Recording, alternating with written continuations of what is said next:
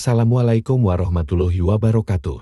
Melalui pernikahannya dengan Khadijah binti Khuwailid radhiyallahu anha, Rasulullah Shallallahu alaihi wasallam memiliki 7 keturunan yang terdiri dari putra maupun putri. Salah satu putrinya tersebut dikisahkan menikah dengan pria yang berbeda agama. Dialah Sayyidah Zainab radhiyallahu anha, putri sulung Rasulullah Shallallahu alaihi wasallam dalam pernikahannya dengan Khadijah radhiyallahu anha.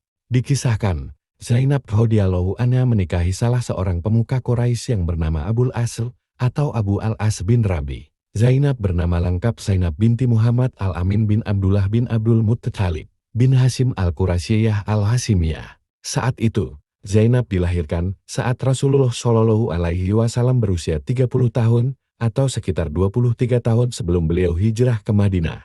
Hari demi hari, tahun demi tahun berlalu, Zainab radhiyallahu anha tumbuh menjadi gadis dewasa. Hingga datanglah Abu Al-As bin Rabi untuk melamar. Pernikahan beda agama putri Rasulullah Shallallahu alaihi wasallam. Saat Zainab radhiyallahu anha telah memasuki usia untuk menikah, banyak orang tua dari kaum Quraisy menginginkan anak lelakinya menikahi Zainab radhiyallahu anha. Hal ini lantaran Zainab radhiyallahu anha adalah anak dari seorang yang dikenal paling jujur dan terpercaya, yaitu Rasulullah Shallallahu alaihi wasallam. Serta menikahi Zainab radhiyallahu anha artinya menjadi bagian dari keluarga yang terhormat di kota. Hingga kemudian Khadijah radhiyallahu anha ingat bahwa saudaranya, Halah binti Khuwailid, mempunyai anak laki-laki yang seumuran dengan Zainab radhiyallahu anha, bernama Abu Al-As bin Rabi. Pemuda tersebut juga dikenal akan kejujurannya, sukses dalam berdagang, dan sifatnya yang bisa dipercaya.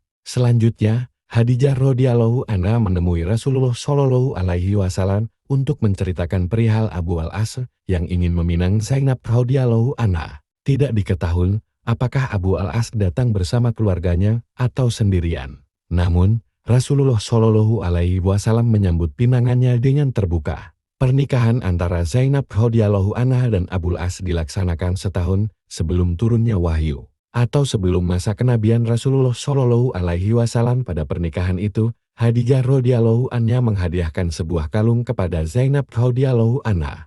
Meski wahyu kenabian sudah diturunkan kepada Rasulullah Shallallahu alaihi wasallam, Abu Al-As tetap mempertahankan kepercayaan nenek moyang dengan menyembah berhala. Pernikahan keduanya menjadi pernikahan beda agama hingga perpisahan mereka berdua tidak bisa dihindari. Pada masa hijrah, ketika kaum muslimin pergi menuju Madinah, Zainab radhiyallahu anha termasuk rombongan yang hijrah ke Madinah. Suatu hari peperangan kaum kafir Quraisy dengan umat Islam pun terjadi.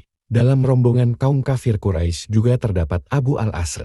Peperangan terus berlanjut hingga umat Islam berhasil meraih kemenangan. Abu Al-As termasuk dalam tawanan kaum muslimin ketika kaum Quraisy menebus para tawanan dengan harta mereka. Zainab radhiyallahu anha pun mengirim harta dan kalungnya untuk menebus suaminya, Abu Al-As bin Rabi. Ketika melihat kalung itu, hati Rasulullah Shallallahu alaihi wasallam tersentuh sambil berkata kepada para sahabat, "Jika kalian berpendapat untuk membebaskan tawanan Zainab dan mengembalikan uang tebusannya, maka lakukanlah." Para sahabat menjawab, "Baik wahai Rasulullah Shallallahu alaihi wasallam." Dibebaskanlah Abu Al-As dan dikembalikan uang tebusan Zainab radhiyallahu anha. Hukum Islam melarang seorang wanita mukmin tidak boleh menikahi laki-laki kafir. Abu Al-As yang mendengarnya kemudian menyetujui hal tersebut. Ketika kembali ke Makkah, keluarga Abu Al-As berkata, "Biarlah engkau menceraikan istrimu itu, dan kami akan mencarikan bagimu gadis yang jauh lebih cantik daripadanya."